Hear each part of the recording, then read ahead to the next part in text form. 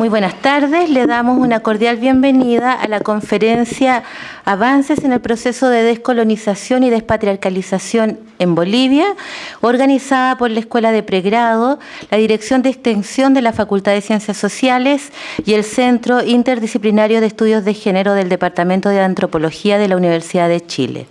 Asimismo, queremos agradecer las gestiones realizadas por el Movimiento Patriótico Manuel Rodríguez para lograr que esto pudiera llevarse a cabo.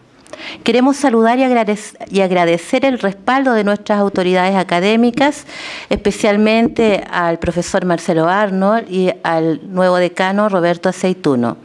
Reciban todos y todas ustedes un caluroso saludo en este día de frío invernal en agradecimiento por acudir a esta conferencia. En esta ocasión hemos convocado al viceministro de Descolonización de Bolivia, Félix Cárdenas, quien ha extendido su estadía en nuestro país para reunirse con nosotros y nosotras y contarnos su experiencia, a quien desde ya agradecemos su disposición, otorgándonos una conferencia para luego tener una instancia de conversación abierta entre los y las asistentes por medio de sus preguntas, permitiendo el intercambio de ideas, opiniones, misión que sabemos es prioritaria para nuestra casa de estudios. Como universidad pública nos interesa generar y profundizar los debates asociados con la democratización de las sociedades. Revisar el proceso que tiene nuestro país vecino y amigo nos otorga una instancia de encuentro y reflexión que puede mostrarnos caminos y rutas aún inciertas para nuestro propio gobierno.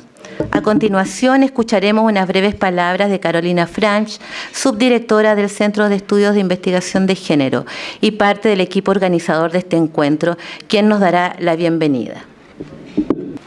Antes de comenzar, quiero agradecer especialmente a Félix Cárdenas por venir a nuestra universidad a contarnos lo que fue y ha significado instalar dentro de un Estado latinoamericano el Viceministerio de Descolonización y Despatriarcalización, que debemos reconocer como iniciativa política pionera en nuestra región. Porque si bien es cierto, el discurso político contemporáneo se ensalza pregonando las positivas transformaciones sufridas las últimas 3 décadas en todos los países que componen la región, no es menos cierto y evidente que en la mayoría de ellos encontramos una mantención acérrima de autoritarismo y discriminación. Por lo cual y con tristeza constatamos que aún quedan muchas promesas incumplidas. Para el caso chileno, la afamada melodía La alegría ya viene, que intentaba promulgar juramentos de libertad e igualdad tras el retorno democrático, solo quedó como un cántico recordatorio de otra época. Félix, La alegría ya viene fue el eslogan como emblemático de la campaña del no, que fue en el año 88, para definir si se hacía un plebiscito en Chile. Si ganaba el sí, seguía el dictador por 8 años más. Si ganaba el no, el año 89 teníamos que hacer elecciones. No sé si decir por suerte o no en este momento de la vida, pero sí por suerte todavía, ganó el no y por eso tuvimos elecciones presidenciales, ¿no? Entonces por eso la afamada melodía de La alegría ya viene, que no ha llegado todavía, o por lo menos yo no me siento tan alegre. Por lo tanto, tenemos temas pendientes. ¿Cómo explicar aún que nuestra Constitución no quiera otorgar la noción de pueblo a quienes son pueblos indígenas? ¿Cómo explicar que nuestra propia ley indígena de 1993, la ley 19.253, deniegue tal definición a los integrantes de tales culturas? Esto, aunque ustedes no lo crean, fue discusión y algo que no se transó por parte de la política formal cuando se lidiaron los artículos que compondrían la mencionada ley indígena. El artículo 1 no habla de pueblo indígena, hasta el día de hoy, ¿no? Nos guste o nos duela, al hacer una revisión de la política en Chile, o más bien de las maneras de gobernar, se asoman elecciones que privilegian la negación de ciertos cuerpos y de ciertas voces. Lo indígena ha sido una variable excluida en este juego democrático, algo que siempre debe ser representado. ¿Representado por quién, me pregunto? Por eso los reclamos y demandas de volver a la justicia comunitaria, a la promoción de oficiales indígenas de las Fuerzas Armadas y la necesidad de hablar quechua o aymara por parte de los funcionarios públicos, por mencionar solo algunas tareas, nos parecen faenas insólitas para las naciones como la nuestra, que aún discute por si podemos o no conceder el epíteto de pueblo. En Bolivia, tras promulgarse la nueva Constitución en febrero del 2009, que consagra un Estado plurinacional, así lo dice la Constitución, el gobierno de Evo Morales se aplicó a la labor de concretar lo señalado. posicionando los temas indígenas como un lugar y óptica prioritaria, ya no como aquello excluido y desalojado de las instancias de poder y toma de decisiones políticas, permitiendo una forma de organización y cultura política, jurídica, económica, religiosa, etcétera, que claramente desconocemos a pesar de estar tan cerca geográficamente. La descolonización no se piensa como el retorno de algo romántico, de un pasado que fue y que ya no existe, sino de un proceso reflexivo, participativo, de la recuperación de saberes, memorias, proyectos políticos y sujetos que los estados nacionales, por cierto etnocéntricos, invisibilizan, privilegiando el componente europeo o con suerte mestizo, olvidando a quienes eran y son nuestros habitantes. Pero su reflexión no solo instala a la descolonización como paradigma único, sino que va más allá, insistiendo que no es posible descolonizar sin despatriarcalizar. Es decir, un Estado debe contemplar y entender que es una necesidad de urgencia establecer relaciones sociales que tengan como eje la mejor calidad de vida tanto de mujeres como de hombres, reconociendo que las diferencias entre ambos no pueden significar una desigual valoración, porque la diferencia, tal como dice toda política feminista, no es desigual. Somos distintos, no desiguales. Para el Centro Interdisciplinario de Estudios de Género, del cual provengo, del Departamento de Antropología de la Facultad de Ciencias Sociales, las líneas de investigación sobre género y raza, sobre género y etnicidad en América Latina, han venido estableciéndose y desarrollándose como un foco para la docencia, investigación y extensión.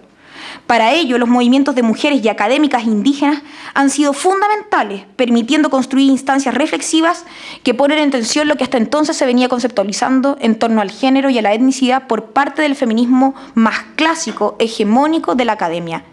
Dichos planteamientos, estas instancias reflexivas con las mujeres indígenas, ¿no?, nos convocan a un punto de inflexión, puesto que no podemos obviar que en la academia ha sido otra de las instancias discriminatorias, donde la ausencia de una incorporación real de personas indígenas en las aulas es un tema pendiente y un desafío futuro por parte de nuestras instituciones y centros de estudio. Por lo tanto, queremos que no se haga las veces de otorgar normas de buena crianza, es decir, que entender que estos cambios no son declarativos, no pueden quedarse en lo declarativo, y que pensemos de manera concreta en composiciones pluriétnicas de y en los recintos académicos que habitamos, y porque también es necesario comenzar a instalar visiones intersectoriales de categorías de etnia, raza y clase para los análisis sociales que realizamos en nuestra labor docente y de investigación. Esto es lo que hemos intentado hacer por medio de nuestra cátedra indígena, por medio del proyecto Redes con ICIT, cursos y diplomas en temas específicos de indígenas que vienen a poner en escena todo este conocimiento, saberes y tradiciones marginadas. De manera gratuita, la población en general con un cuerpo docente mixto ha tenido la oportunidad en este 2014, por medio del Centro de Estudios Interdisciplinarios de Género, de hacerse parte de una reflexión conjunta y ojalá más democrática. Sabemos que esto no zanja los dilemas políticos y culturales que tanto el Estado, la academia y la sociedad debemos enfrentar. Pero estas reflexiones que se inauguran por medio de conversaciones como las que tendremos hoy nos otorgan herramientas, pero por sobre todo herramientas políticas, para revisar de qué manera nuestras democracias logran consolidar otros proyectos y apuestas.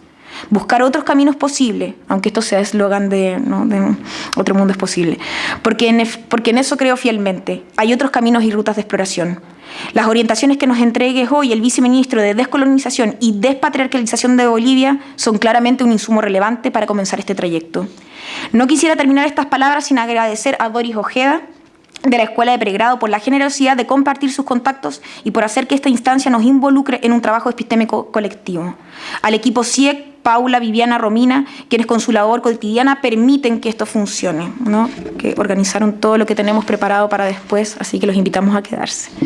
Al grupo Bola Suriana, que acabamos de conversar, no sé, pero están ahí tomándose un cafecito, porque más tarde nos deleitarán con su música. Hace poco que llegué de esas tierras zapatistas, solo me traen buenos recuerdos escucharlo.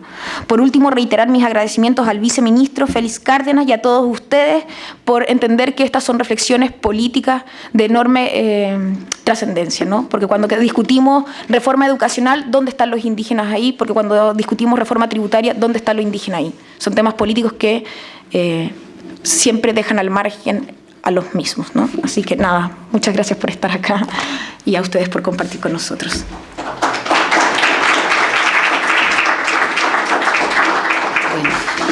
Señor Félix Cárdenas, por favor, lo esperamos y estamos atentos de escuchar su palabra.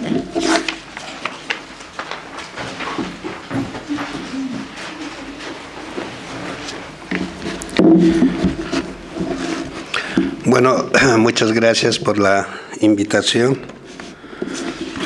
Soy Félix Cárdenas, soy un indio aymara. Nunca he podido ser autoridad de ninguna instancia, es la primera vez que soy viceministro, al igual que mis compañeros, compañeras. Hace 10 años era imposible ver en las plazas principales de nuestro país a mujeres indígenas, a mujeres de pollera, caminar impunemente por esas plazas especiales. Hace 10 años era imposible ver indígenas en alguna situación de administración pública. Hoy, después de 10 años, vemos a estas mujeres de pollera, indígenas, no solamente caminando por las plazas, sino en forma de ministras, de ministros, de viceministros, de diputadas, de senadoras, con su chofer, su ujier. La derecha piensa que esto es un accidente histórico y que todo volverá a la normalidad. Eso no va a ocurrir jamás, porque nosotros comprendimos la fuerza de nuestra unidad, la potencia de nuestra unidad. Y no hemos venido de visita al Palacio de Gobierno, hemos venido a quedarnos y estamos trabajando en eso. ¿Cómo llegamos hasta aquí? Es lo que nos preguntamos también, porque acumulamos frustraciones permanentes, pero también acumulamos esperanza, lucha permanente. Entendimos que no se trata de cambiar presidentes solamente. No se trata de cambiar un presidente de derecha y poner uno de izquierda y asunto solucionado.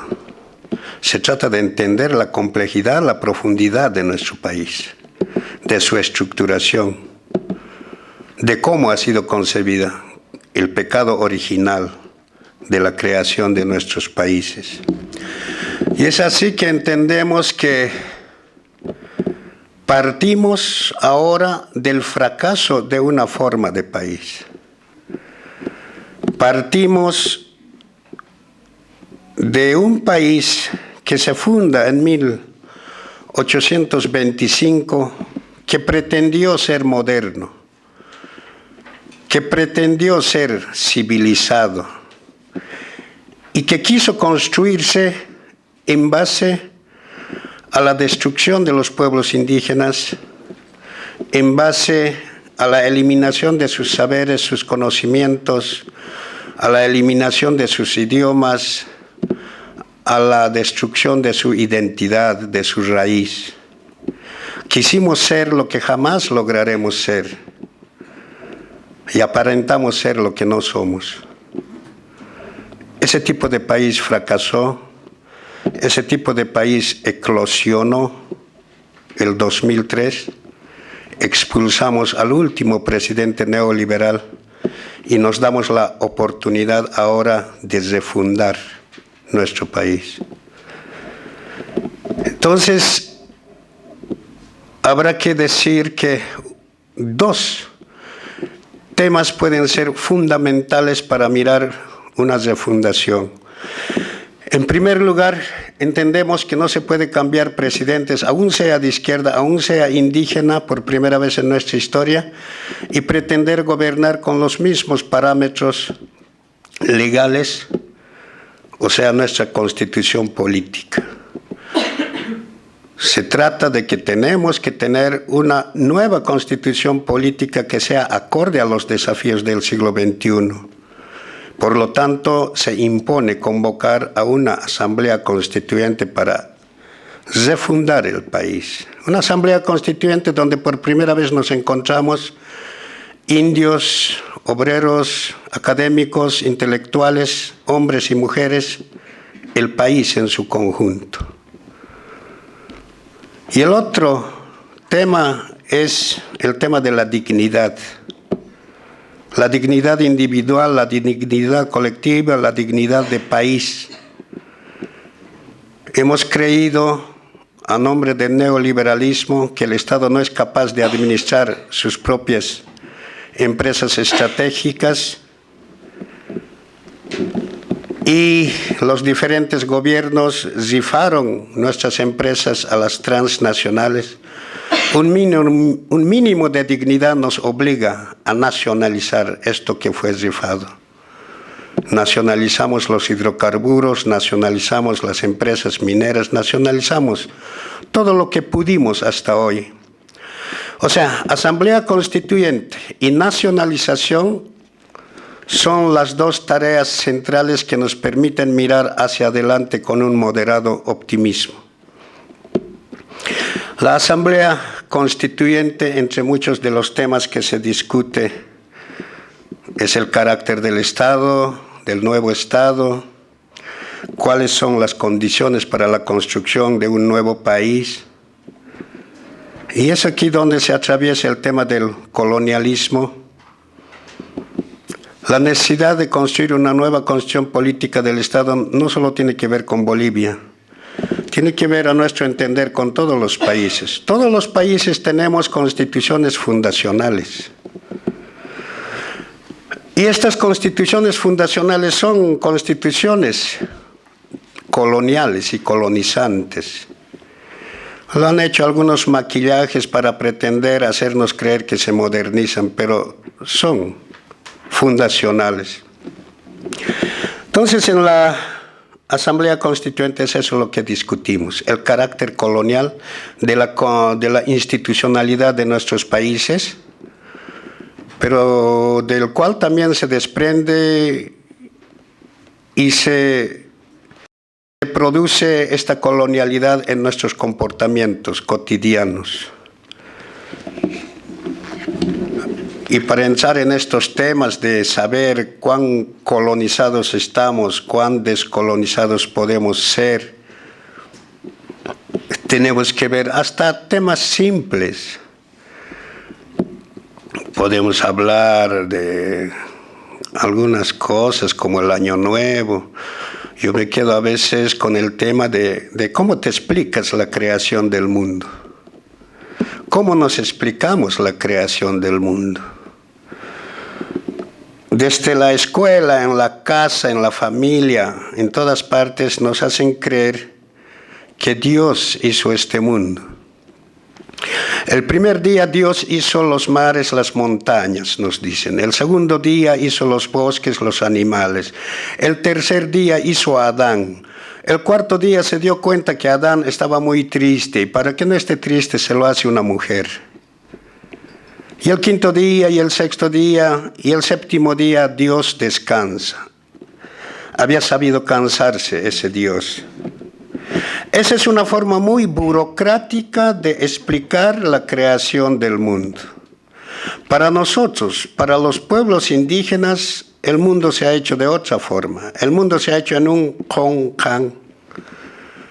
De pronto, en un santiamén aparecieron mares, montañas, bosques, animales, seres humanos, todo. ¿Habrá sido un cataclismo tal vez? ¿Con cuál explicación de la creación del mundo te quedas? De ahí también podemos ver cuán colonizado estás, cuán potencialmente descolonizador puedes ser si te cuestionas. Entonces el tema de la Asamblea Constituyente para nosotros ha sido muy importante porque también recordamos la primera Asamblea Constituyente, la fundacional. Y quizás una forma de entender el carácter de esta Asamblea fue, entre varios ejemplos, el hecho de que tenemos una mujer emblemática, Juana Zurduy de Padilla, que luchó por la independencia, que perdió en esta guerra de la independencia a 4 de sus hijos, perdió a su esposo Manuel Asensio Padilla y a pesar de dar tanto por la independencia no le permitieron ser parte de la Asamblea Constituyente. 46 abogados fundaron el país. ¿Cuál era el pecado de Juana Azurduy. El pecado de Juana Azurduy es ser mujer. Y siendo mujer, atreverse a meterse en un negocio destinado solamente para los hombres, la guerra. ¿Qué hace una mujer en la guerra? Habrán dicho. Su destino es otro, su rol es otro, es la cocina, es la casa, es el hogar. Pero además, siendo mujer, ser líder de un ejército de indios. ¿Para qué te metes con indios?, le habrán dicho en ese momento. En Juana Azurduy se demuestra la actitud machista y racista. Y el machismo y el racismo serán los fundamentos de la creación de un nuevo país. Entonces, la Asamblea Constituyente nos apertura estas lecturas. En la Asamblea Constituyente, por si acaso lo tengan también ustedes, nosotros conformamos 20 comisiones. Hay comisiones de derechos, deberes, garantías, comisión de medio ambiente, comisión de tierra, territorio. Pero una de las comisiones principales es la primera, que se llama Comisión Visión País. Es el escenario de la discusión política ideológica. Fui presidente de la Comisión Visión País y realmente ahí se desarrolló discusiones muy importantes. Decíamos, ¿qué tipo de país tenemos que construir? Y para saber qué tipo de país hay que construir, primero tenemos que saber qué tipo de sociedad somos nosotros. ¿Quién soy yo? ¿Quién eres tú? ¿Quiénes somos? Porque por no saber quiénes somos, nunca vamos a saber a dónde tenemos que ir. ¿Con quiénes? ¿Contra quiénes? Es un tema de identidad. La identidad es un tema fundamental. Muy fácilmente a veces decimos soy boliviano, soy peruano, soy chileno, soy argentino. Pero ¿qué es ser boliviano? ¿Qué es ser chileno?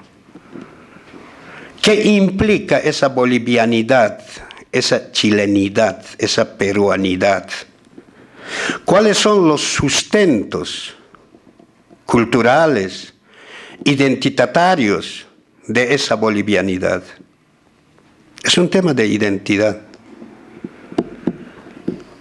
Por la lucha de nuestros movimientos sociales, de los pueblos indígenas, de los obreros, del movimiento popular en su conjunto, comprendimos que no somos una sola nación. Porque en la escuela, en el colegio, nos han hecho creer que somos una sola nación, un solo idioma, una sola religión. Entendemos que no somos una sola nación, somos 36 idiomas, 36 culturas, 36 formas de ver este mundo. Y por lo tanto, 36 formas de darnos respuestas sobre este mundo. No hay una sola verdad. Mi verdad no es tu verdad. Tu verdad tampoco es la verdad para los demás. Nada es verdad, nada es mentira, todo es una búsqueda permanente. No hay cosas absolutas. No somos una sola nación. Tampoco somos una sola religión, la católica, apostólica, romana y todas sus concordatos. Hoy el artículo 4 de nuestra Constitución dice que somos un Estado laico. Y Estado laico no quiere decir que seamos ateos. Estado laico quiere decir que quien quiere seguir siendo católico, a pesar de su nefasta historia, tiene derecho a hacerlo. Quien quiere ser evangélico tiene derecho a hacerlo. Quien quiere en Bolivia incluso ser musulmán, orar 6 veces al día, tiene derecho a hacerlo. Pero quienes queremos ser de la religión de la Pachamama, del respeto a la naturaleza, también tenemos derecho a hacerlo. Estado laico quiere decir democracia de las religiones. Entonces, democracia de las religiones, 36 idiomas, 36 culturas, a eso y a más lo llamamos Estado plurinacional. Somos un Estado plurinacional. Pero también entendemos, y eso lo dice el artículo 9 de nuestra Constitución, que no podemos construir una sociedad plurinacional si no desarrollamos previamente un profundo proceso de descolonización. Entonces, descolonización implicará entender que nuestro Estado es un Estado colonial. Bolivia, una nación sin Estado. Nosotros, los pueblos indígenas, naciones sin Estado. Bolivia, un país fundado sin los pueblos indígenas. Bolivia, un país fundado contra los pueblos indígenas. Entonces a eso lo llamamos que Bolivia es un Estado colonial, colonizante, colonizado. Que ese tipo de Estado tiene una educación colonial y colonizante, que su religión es colonial, que sus leyes son coloniales, que sus fuerzas armadas, su policía, todo es absolutamente colonial y colonizante. Entonces la tarea será descolonización a todo nivel. Y es por eso que en Bolivia se incorpora en la institucionalidad la descolonización como condición para la construcción de una sociedad plurinacional. Educación colonial. Ahí vemos cómo se ha construido una historia colonial, la historia oficial. Todos creemos a pie juntillas que esa es la historia y no es así. En estos tiempos ya tenemos historiadores críticos, ya no la historia oficial solamente.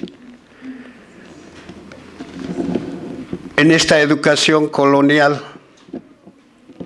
hay temas que hasta parecen inofensivos, que son profundos mensajes coloniales. Yo vengo de Oruro, de un departamento que se llama, de un pueblito que se llama Eucalipto, pero cantamos el himno a Oruro. Y en una parte del himno a Oruro cantamos una estrofa que dice: cual Colón otro mundo nos da. Estamos cantando Viva Colón. En Santa Cruz el himno departamental se canta en una partecita: la España grandiosa, conado benigno, aquí planto el signo de la redención. Gracias España, gracias por invadirnos, gracias por robarnos, gracias por matar 8 millones de indios, que nos dice la historia en el Cerro Potosí. Y que de los aymaras, de los quechuas, de los mayas, de los guaymís, de los cunas en Panamá, de todos el continente. Entonces, Bolivia, un Estado colonial con una educación colonial, con leyes coloniales. ¿Tú quieres que tu hijo sea abogado? Entonces en la universidad, ¿qué le van a enseñar? Códigos napoleónicos, derecho romano, sistema presidente, vicepresidente, sistema norteamericano, sistema prefecto, subprefecto, corregidor, sistema español, sistema departamentos, provincias, cantones, sistema francés, ombudsman, defensor del pueblo, sistema nórdico. ¿Qué cosa es nuestro? No hemos tenido la capacidad de crear una institucionalidad jurídica de acuerdo a lo que somos. Tenemos un autor ahí, indio, Fausto Reinaga, que nos dice que nosotros somos remedo del remedo, que todo copiamos, que nada creamos, que no recuperamos nuestra filosofía, la filosofía de nuestros mayores. Hemos aprendido a copiar leyes coloniales, educación colonial, religión colonial. Este Estado colonial se reproduce permanentemente y por inercia en base a dos ejes centrales, fundamentales. Por un lado está el racismo y por el otro lado el patriarcado. Es por eso que en el Viceministerio de Descolonización institucionalizamos direcciones de lucha contra el racismo y despatriarcalización. En tema de racismo no solamente se trata de el odio de una persona a otra por el color de su piel o por su extracción étnica, cultural. No solamente es eso. El racismo es entender que el Estado está blindado completamente contra el indio y contra la mujer. Y el tema del patriarcado y por lo tanto la despatriarcalización no solamente lo entendemos como la lucha feminista la lucha de la mujer en razón del hombre, por lograr iguales derechos que el hombre, feminismo de la igualdad o feminismo de la diferencia o feminismo de la burocracia. Hay muchos feminismos, hay también feminismos de derecha, feminismos de izquierda, las damas rotarias, las damas leonas. No se trata para nosotros de eso. Partimos en la comprensión de la lucha de la mujer desde el patriarcado y por lo tanto la despatriarcalización. Y para entender el patriarcado partimos desde sus mitos fundantes. Y aquí juega mucho la religión. La religión es una parte central en la construcción de racismo, machismo, patriarcado, discriminación. Leyendo la Biblia van a ver el Cantar de los Cantares, van a ver a Abraham y sus esclavas que solamente tienen el rol de procrear. Y la Biblia es un gran mensaje machista, patriarcal. Entonces, para entender el patriarcado y por lo tanto la despatriarcalización, sus mitos fundantes nos pueden explicar cómo fue esto. Para nosotros todo empieza desde Adán y Eva. Adán dice que era muy feliz en el paraíso y por culpa de Eva es expulsado del paraíso. Desde ese momento se crean preceptos religiosos en contra de la mujer. Mujer pecadora en potencia. Mujer inferior por naturaleza. Y estos preceptos religiosos lo convertimos en conductas cotidianas de la sociedad en contra de la mujer. Inferiorizamos a la mujer, invisibilizamos a la mujer. Y estas conductas cotidianas se convierten en leyes en contra de la mujer.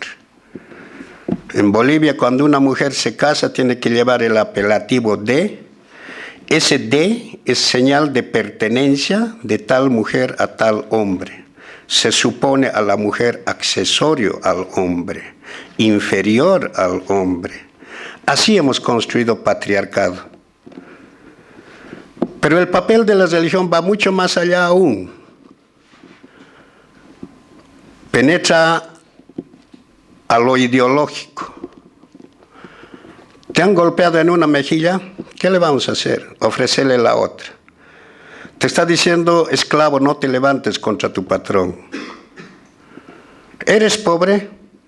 Dios debe querer que seamos pobres. Pero, ¿sabes? Los pobres van al cielo. Entonces, como todos queremos ir al cielo, aceptamos ser pobres. Hasta deseamos ser pobres, porque es la única condición de obtener un boleto al cielo. Y aquel millonario, no te preocupes, ese va a ir al infierno. Y así nos desarman en nuestro espíritu de lucha. Más aún, hasta en los mandamientos, hay un mandamiento que dice amar a Dios por sobre todas las cosas. Ellos habrán amado a Dios para hacer todo lo que han hecho. Hay otro mandamiento que dice no robarás. Desde el momento que ellos han llegado, han empezado a robarnos nuestro oro, nuestra plata. Hay otro mandamiento que dice no matarás. ¿Cuántos millones y millones de indios han matado en nombre de su? Cuando hablas de la religión es inevitable buscar a Martin Luther King y junto a Martin Luther King a Desmond Tutu, que nos grafica a propósito de la invasión. Desmond Tutu a propósito de la invasión dice, y ellos llegaron, y cuando ellos llegaron traían su Biblia, y nosotros teníamos nuestra tierra. Y ellos nos dijeron, cierren los ojos y recen. Y nosotros cerramos los ojos y rezamos. Y cuando abrimos los ojos, ellos tenían nuestra tierra y nosotros teníamos su Biblia. Nunca nadie ha hecho tanto contra los pueblos indígenas y las mujeres como la Iglesia Católica. Esto no quiere decir que hay que dejar de ser católicos. Esto quiere decir que hay que tener una postura crítica con relación al papel de la religión. Pero también nos invita a diferenciar qué es ser católico y qué es ser cristiano. Católico es aquel que, según el Papa Francisco, que les dice, oigan, ¿qué están haciendo ahí dentro de la iglesia? Salgan a las calles, se nos está yendo la clientela. Católico es aquel que está alrededor del altar. Aquel que piensa que de tanto persignarse está más cerca de Dios. Aquel que piensa que esta semana ha cometido pecados, pero el domingo se confesará frente al cura. Y el cura en la penitencia le dirá, tienes que hacer 10 Padre Nuestros, 20 Ave Marías. Y una vez que hace los 10 Padre Nuestros y las 20 Ave Marías, piensa que sus pecados han sido perdonados y está habilitado para pecar otra vez. Cristiano es otra cosa. Cristiano es aquel que sigue el camino de Cristo hasta las últimas consecuencias. Cristiano es aquel que lucha por los postulados de Cristo de justicia, de libertad, la lucha por los pobres. Cristianos fueron los que tomaron las armas en Nicaragua para enfrentar 40 años de la dinastía Somoza. Cristianos fueron los que tomaron las armas en El Salvador, el FMLN, porque vienen de las comunidades eclesiales de base. Cristianos serán aquellos curas, aquellas monjas, que no le han dicho al pueblo que estamos con ustedes, que compartimos su dolor, sino que han sufrido junto con ellos las consecuencias de esas injusticias. En Bolivia cristiano, por lo tanto, será Luis Espinal, Mauricio Lefebvre, Monseñor Arnulfo Romero en El Salvador, acribillado en plena homilía, los curas tercermundistas, las monjas tercermundistas, la teología de la liberación. Una cosa es ser católico, otra cosa es ser cristiano. Y cuando hablamos de la despatriarcalización, entendemos que si los postulados del machismo, del patriarcado, tiene orígenes espirituales religiosos, la despatriarcalización también tiene que ser desde los orígenes espirituales religiosos de los pueblos indígenas. Esa es la categoría, un piso más arriba de las discusiones feministas.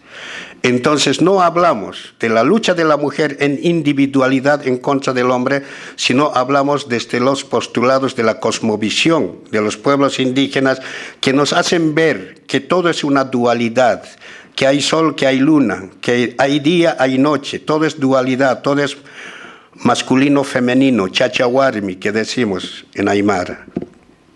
Todo es dualidad. Y si todo es dualidad, todo es complementariedad.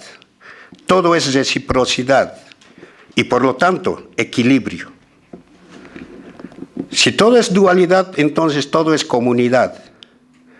Entonces la lucha de la mujer es en dualidad, en conjunto, no solamente para conquistar derechos iguales al hombre, sino para buscar horizontes políticos en todo lo que se llama poder. Así entendemos la despatriarcalización, no solamente por el tema de derechos iguales, sino por el ejercicio político de estos. Entonces, descolonización, despatriarcalización, condición de la construcción de una sociedad diferente. Y esos caminos, mucha gente académica, entre comillas, sociólogos, entre comillas, pretenden hacer entender a los incautos que descolonización es volver atrás, es retornar al Tahuantinsuyo, que es volver a vestirse de hojotas, de bayeta y todo eso.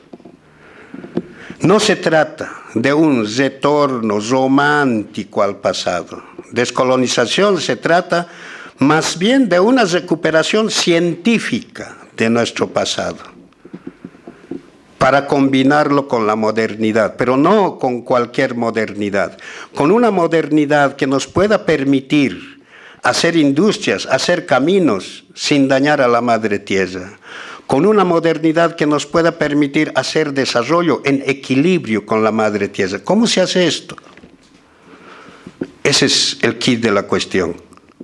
O sea, restablecer el equilibrio entre el hombre y la mujer como condición para restablecer el equilibrio entre los seres humanos y la Pachamama. Ese es el paradigma del siglo XXI también. Porque no por lo que yo me reclamo indio, estoy condenado a permanentemente bailar solamente mi música, cantar solamente mi música. Precisamente porque sé quién soy, yo puedo bailar rock mejor que cualquier rockero, pero no dejo de ser aymara. Ese es el tema de la identidad. Puedo vivir en Nueva York o en París, no dejo de ser aymara. Ese es el tema de la identidad. No es cuestión solo de idioma, de vestimenta. Fundamentalmente es una cuestión de estructura mental, de lógica de comportamiento. Y en ese camino, cualquier ciudadano, ciudadana que levanta las banderas de los pueblos indígenas, al margen de su color, de su extracción social, puede ser aymara, puede ser quechua. Si en muchos lugares la identidad se ha perdido, siempre será posible reinventar, inventar identidad, si es que sirve para la liberación. Desde estos entenderes es que nosotros desarrollamos nuestro trabajo en descolonización, en despatriarcalización. Estamos construyendo una nueva ley educativa, implementándola ahora, que nos hace entender que la currícula debe basarse en lo regional, en las potencialidades regionales, en reconocer nuestros lugares sagrados, nuestras potencialidades en medicina, en todo lo que es tradicional. El día de ayer me llevaron por una visita guiada a los lugares donde dice que está el fundador de Santiago, y ahí me muestran cómo todo eso solamente son vestigios de la presencia inca en estos territorios. Y hay muchas demostraciones de esa presencia inca. Y antes de los incas, los mapuches. Y antes, quién sabe qué. Tenemos una identidad, solo que la negamos por la forma de construcción de nuestros estados coloniales. Nuestra dualidad en la descolonización de la religión nos hace entender que hay cerro sagrado macho y hay cerro sagrado hembra, que todo es macho y hembra. Para nosotros las flores son macho y hembra, los animales son macho y hembra, hasta las piedras son macho y hembra. Y es en base a esa concepción que instituimos nuestra comunidad con autoridades en dualidad. No puede haber una autoridad solo hombre o solo mujer. La condición para ser autoridad es ser pareja, es ser chachahuarmi. Entonces la despatriarcalización atraviesa toda la construcción de nuestra institucionalidad en la comunidad. No se trata de venganzas justicieras, no se trata de que, bueno, esta iglesia, todas las iglesias están construidas sobre lugares sagrados de nuestros mayores. Por seguro, la iglesia principal de Santiago, en Bolivia, la iglesia principal en La Paz está construida sobre nuestras huacas sagradas, sobre nuestros sitios ceremoniales. La gente que llegó vieron que los indios hacían ceremonias ahí y ponían iglesias para que hagan ceremonias en esas iglesias. Entonces, descolonización quiere decir recuperar nuestros lugares sagrados, porque si hay algo que nos ha permitido resistir y proyectarnos como ahora somos, ha sido nuestra espiritualidad. Han podido matar probablemente nuestros idiomas, habrán podido matar muchas otras cosas, pero jamás nos sacaron de nuestro imaginario nuestra espiritualidad, la seguridad de que hay otro que es superior a nosotros, Pachamama, Tata Inti. Eso nos permitió sobrevivir, eso nos permitirá proyectarnos hacia adelante. Entonces, si queremos recuperar nuestra espiritualidad, tenemos que hacer lo que han hecho ellos cuando nos obligaban a casarse frente a un cura, cuando nos obligan a bautizarnos frente a un cura. Hoy, ejerciendo la descolonización, nosotros propiciamos matrimonios colectivos con nuestros propios sacerdotes, hombres y mujeres, aymaras, quechuas, guaraníes. 300 parejas que se casan en La Paz, 300 que se casan en Santa Cruz, en todas partes, en base a nuestra espiritualidad, con sacerdotes aymaras y quechuas, que son muy diferentes a estos otros sacerdotes que tienen el tupé todavía de recomendarte cómo va a ser tu familia, cuando él no conoce qué es mujer, qué es tener hijos, qué es un hijo que te pide recreo, no conoce absolutamente nada y con qué moral recomienda cómo va a ser tu futura familia. Estos otros tienen hijos, saben qué es tener familia, entonces tienen moral para hacer casar a sus pares. A estos matrimonios el Estado, el presidente Evo Morales, les dota de una vivienda a todas las parejas. Solamente tenemos que saber si no tienen alguna casa en algún lugar. Una vez comprobado esto, se les dota de viviendas. Es una forma de impulsar la recuperación de nuestra identidad espiritual. Y así, en diferentes niveles, el trabajo de la descolonización, que no es muy fácil, en este mes que ha pasado, porque ya estamos a 1 de julio, me parece, en este mes que ha pasado realizamos el G77.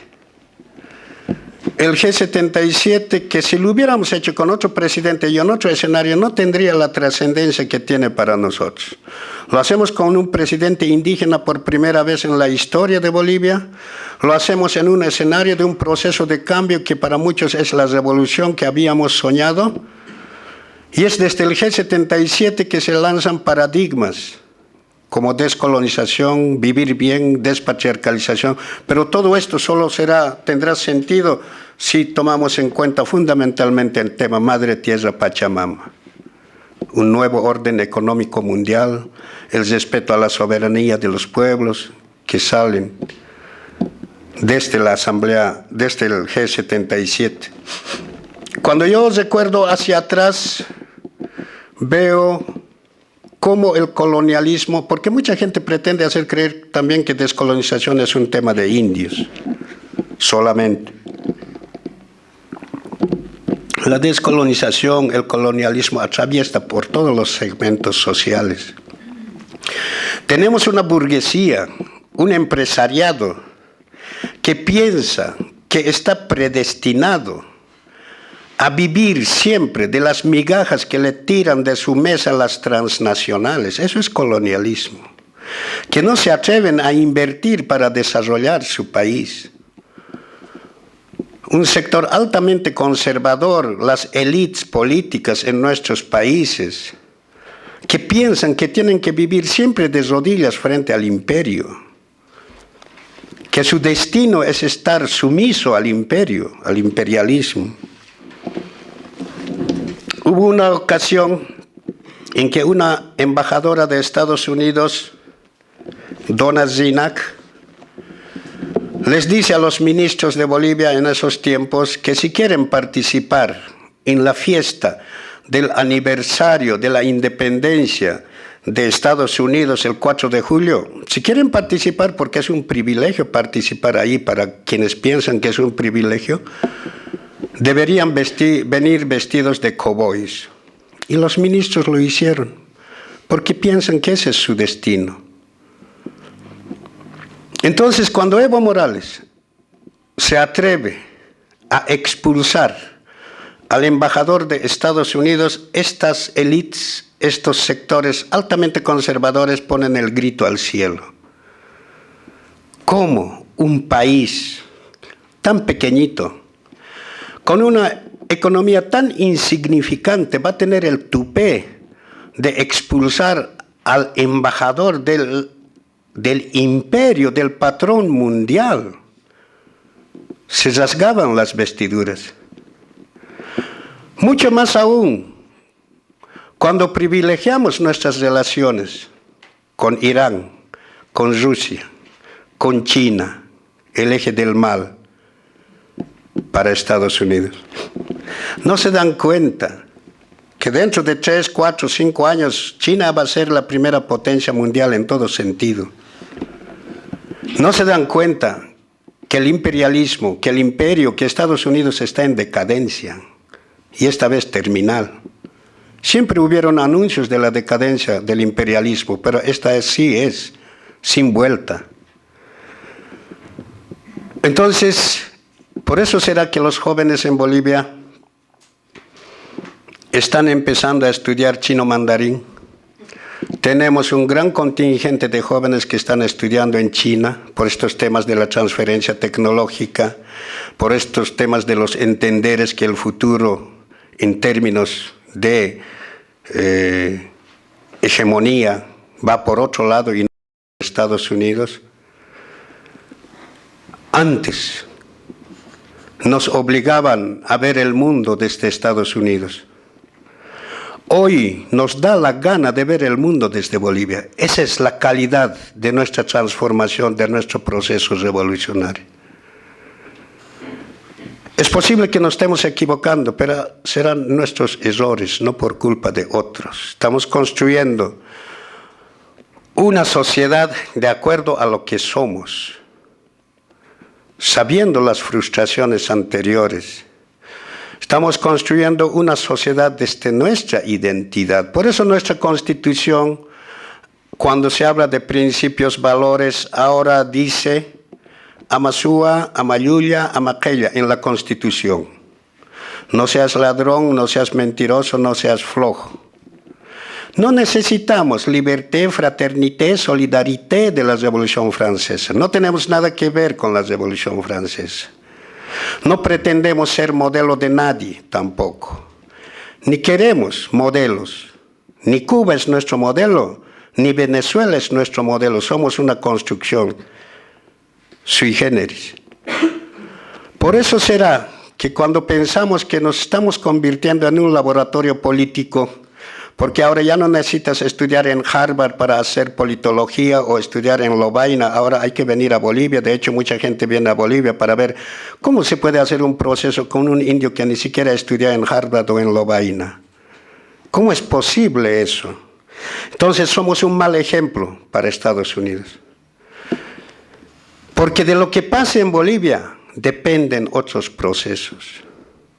Si en Bolivia nuestro proceso fracasa, fracasarán otros procesos. Si en Bolivia nuestro proceso avanza, avanzarán otros procesos. Esa es la responsabilidad que asumimos nosotros, porque ahora entendemos por qué el embate imperialista ya no va contra el gobierno, contra los ministros, va directamente contra nuestro presidente. Se trata de evidenciar de que es poco ilustrado, se trata de evidenciar de que finalmente es un indio y no puede manejar un país que ha sido construido para otros destinos. Y hoy la derecha está aprendiendo a que no tiene lugar en la construcción de este nuevo tipo de sociedad. Y tenemos una derecha destartalada, una derecha testimonial que no ha aprendido a estar a la altura de los cambios, a la exigencia del siglo XXI. Pasará una generación de derecha para que podamos tener una derecha más propositiva, más democrática, pero mientras tanto lo que tenemos es esto, una derecha incipiente ya, que lo único que los muestra como derecha, como propuesta, son los medios de comunicación. Es la amplificación mediática que hace pensar que hay una derecha que discute al gobierno, que es oposición al gobierno. Eso no existe. El 12 de octubre tenemos elecciones. En Bolivia partimos con 54% en la primera elección, luego 59%, luego 64%, vamos de menos a más. Muchos apostaron de que no durábamos en el gobierno 1 año, o 2, o 3. Estamos 8 años. Evo Morales es el único presidente a estas alturas que ha logrado ser gobierno durante 8 años. Les hemos ganado en su propia cancha, la democracia, con sus propios árbitros, la OEA. Les hemos ganado en todo y les seguiremos ganando. ¿Por qué? Porque el pueblo ha comprendido la potencia de la unidad. Porque hemos también comprendido desde nuestras cosmovisiones que el tiempo de los cambios ha llegado. Se acordarán ustedes que el año pasado se decía que era el fin del mundo y los japoneses ya estaban excavando subterráneos para salvarse de eso. Según el calendario maya era el fin del mundo. No entendimos que de lo que se trataba era el fin de una era y el comienzo de otra. Entonces, 2014 es el primer año de una nueva era. Comienza el Pachacuti para nosotros. Pacha quiere decir mundo, Cuti quiere decir cambio, revuelco, revolución. Seamos consecuentes con este imperativo, nos decimos. Entonces, siglo XXI implica la creación de nuevos paradigmas, la capacidad de asumir nuevos paradigmas. Hubieron otros paradigmas, los años 70, 80, paradigmas que nos hacían ver que lo inevitable era construir el socialismo al estilo Unión Soviética, al estilo de los países europeos. Y para ese socialismo había que ser marxista, leninista, trotskista, socialista, comunista. Y esos postulados ideológicos nos hacían entender que solamente la clase obrera es la vanguardia de la revolución. Y nosotros los indios, no, ustedes primero tienen que proletarizarse para ver si pueden incorporarse a la revolución. Por suerte se cayó el muro de Berlín para nosotros los pueblos indígenas. Y cuando se cae el muro de Berlín, se caen sus referentes ideológicos de esa izquierda.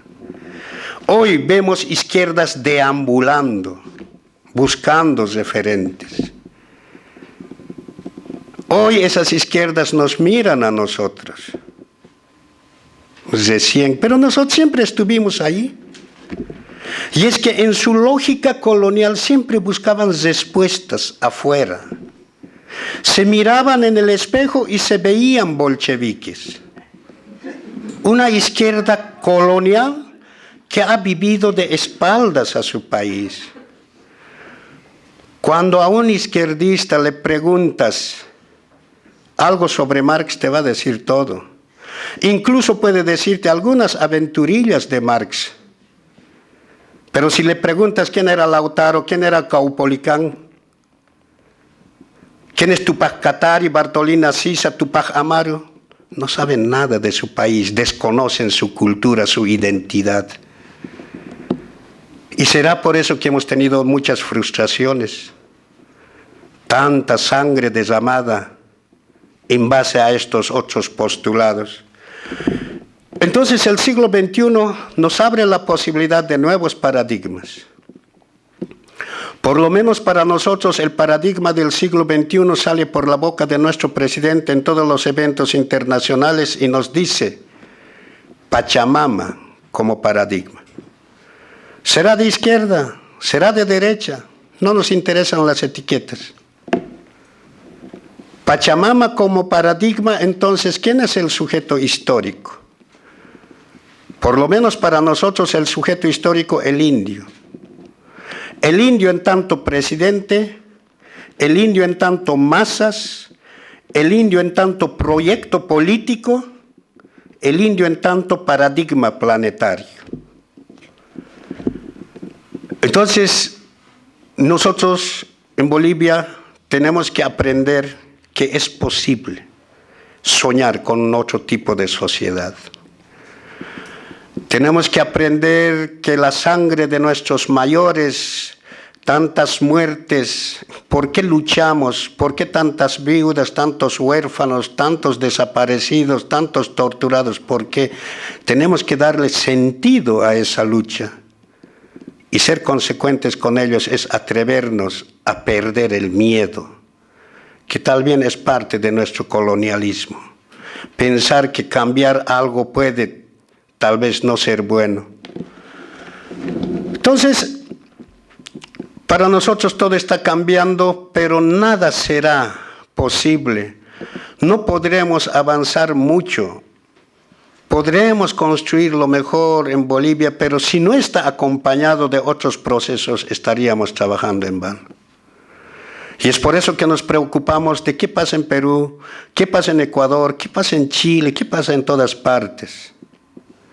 ¿Por qué no estamos acelerando los procesos? Y cuando venimos por Chile es eso lo que nos duele. La imposibilidad de hacerlo más rápido todo, porque los tiempos políticos no son eternos. Los tiempos políticos te dicen que hay que hacerlo aquí, ahora. Y cuando hablamos de los temas de Chile, de Bolivia, nos damos cuenta de cómo han tenido la capacidad las élites en los gobiernos de crear chauvinismos baratos y hacernos creer que más allá de la frontera o son inamistosos o son enemigos. Y cuando yo vengo de La Paz, paso por Arica, encuentro a mis hermanos, a mis primos, a mis sobrinos, que hablan aymara igual que yo, que tienen también nacionalidad chilena. Somos hermanos.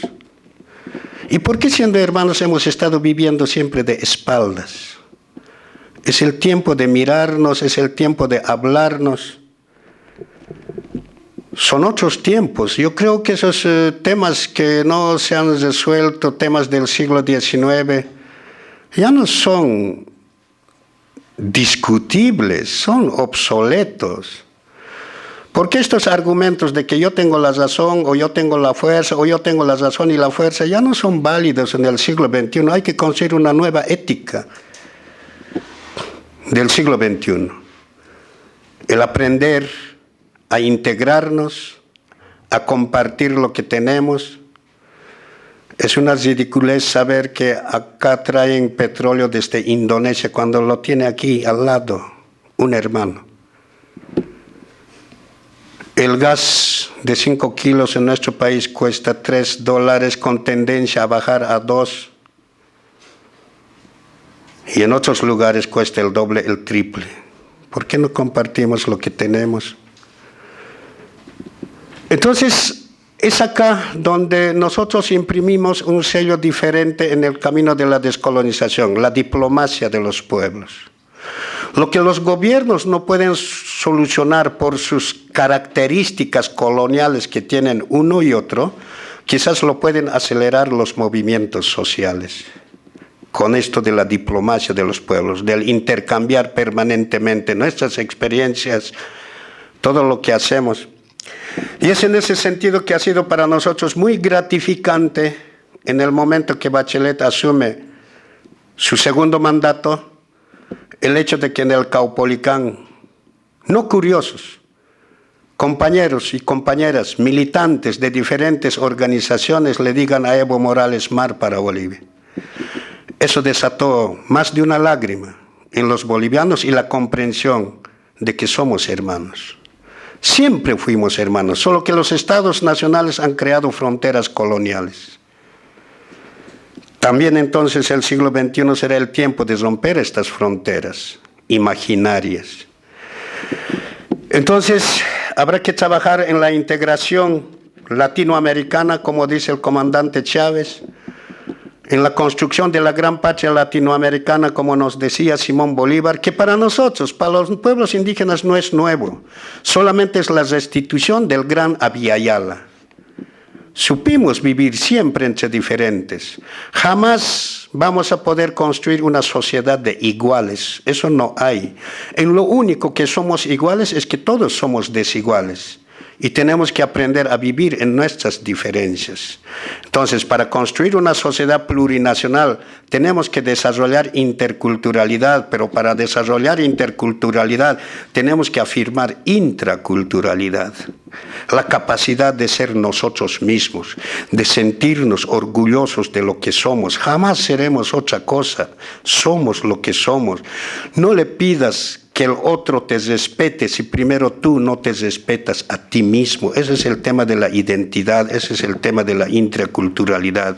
En el momento que estés seguro de quién eres, puedes desarrollar interculturalidad con el otro en igualdad de condiciones y estaremos preparados para construir una sociedad plurinacional. Entonces, descolonización, eso y mucho más. Cuando hablamos de estos temas es inevitable para nosotros nombrar a un hermano que a propósito el 20 de agosto cumple 20 años de su muerte. Estamos haciendo un gran evento internacional. Fausto Reynaga. Fausto Reynaga tiene 36 libros, muy pocos lo han leído. Hay un libro que dice Europa prostituta y asesina. Cuesta 15 luquitas ni una cerveza. Hay otro libro que dice Sócrates y yo. Pero la obra cumbre de Fausto Reynaga será Revolución India. Es bueno leer a Fausto Reynaga.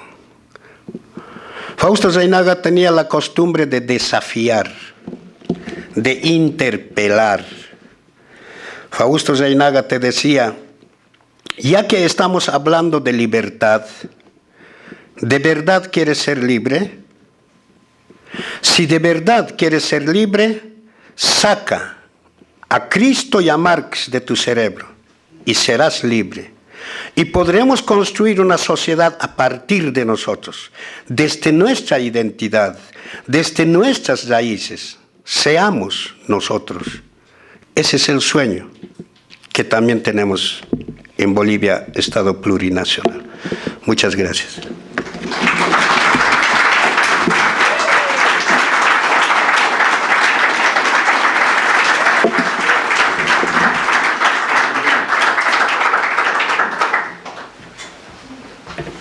Muchas gracias. Agradecemos la presencia de Félix Cárdenas acá. Ahora los vamos a convidar a pasar al otro lugar.